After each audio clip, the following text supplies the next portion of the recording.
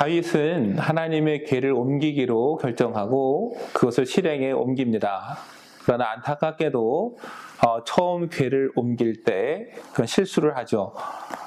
수레에 싣고 가다가 벌그럭거려서 우사가 자기도 모르게 법궤에 손을 댔다가 죽고 맙니다. 그래서 그곳을 베레스 우사라고 했습니다.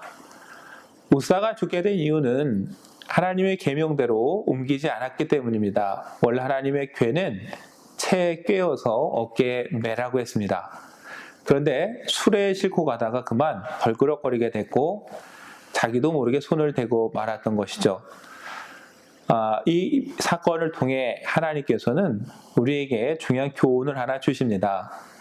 하나님의 일을 행함에 있어서 우리는 거창한 프로젝트와 하나님 앞에 얼마나 큰 일을 하는가에 관심이 더 있을 때가 많지만 오히려 하나님의 일에 있어서 중요한 것은 디테일이라는 것, 세심한 부분, 작게 여겨지는 부분, 그러나 그것을 얼마나 잘 챙기느냐, 잘 행하느냐, 이것이 하나님이 원하시는 것임을 알 수 있게 해줍니다. 채에 꿰 어깨에 매라는 그 계명은 이스라엘 사람이라면 누구나 알았을 법한 계명이지만 어쩌면 이 궤를 오랜만에 옮기면서 모두 감격하고 흥분한 나머지 별로 대수롭지 않게 여기고 잊어버렸을지도 모릅니다. 그러나 그 대가는 너무 컸습니다.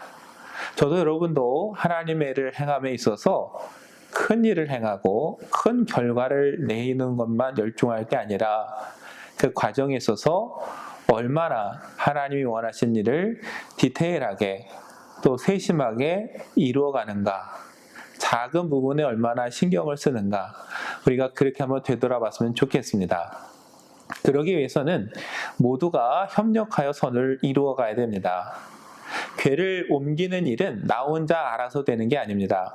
하나님의 궤를 어떻게 옮겨야 되는지 모두가 함께 알아야 되고 한 마음으로 뜻을 모아야 되는 것이죠. 다윗이 다시금 궤를 옮기려고 시도할 때는 그렇게 세밀한 부분에 신경을 썼고 많은 사람들과 한 마음이 되어서 궤를 옮겼습니다. 그리고 궤를 무사히 옮기면서 너무 기쁜 나머지 사람들 앞에 부끄러움도 모르고 춤을 추며 하나님께 예배했습니다. 여러분, 이 다윗의 모습은 실수에도 불구하고 하나님께서 다시 주신 그 은혜에 대한 감격의 모습입니다. 저도 여러분도 처음 궤를 옮길 때처럼 우리 의욕이 앞서서 실패하고 실수할 수도 있습니다. 그리고 다시 시도하기 너무 두려울 때가 있습니다. 잘할 수 있을까? 이번에도 행여 잘못되진 않을까? 그런 염려 끝에 근심하며 행했는데 하나님께서 우리에게 기회를 주시고 은혜를 베푸실 때 느끼는 그 감격은 이루 말할 수 없는 것이죠. 다윗은 다시금 하나님이 기회를 주시고 그에게 은혜를 베푸신 것에 감격해서 기쁨으로 춤을 추었습니다. 오늘 저와 여러분에도 그런 은혜가 있었으면 좋겠습니다. 지금까지의 모습이 어떻든지 간에 다시금 하나님 앞에 뜻을 정하고 일어서서 작은 것에서부터 차근차근히 모든 사람들과 함께 하나님의 뜻을 이루어갈 때 그곳에서 하나님께서 크신 은혜와 감격을 우리에게 주실 줄 믿습니다. 그때 그 감격 앞에서 저 여러분이 기쁨으로 찬양하는 예배자가 됐으면 좋겠습니다. 바울은 죄가 더한 것에 은혜가 더한다고 했습니다. 우리가 어떤 사람인지 알면 알수록 하나님의 은혜에 더 감사한다는 것이죠.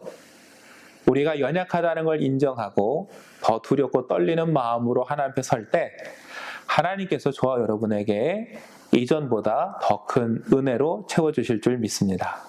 그 은혜를 사모하며 하나님 앞에 더욱더 가까이 나가는 저와 여러분 되기를 간절히 축원합니다.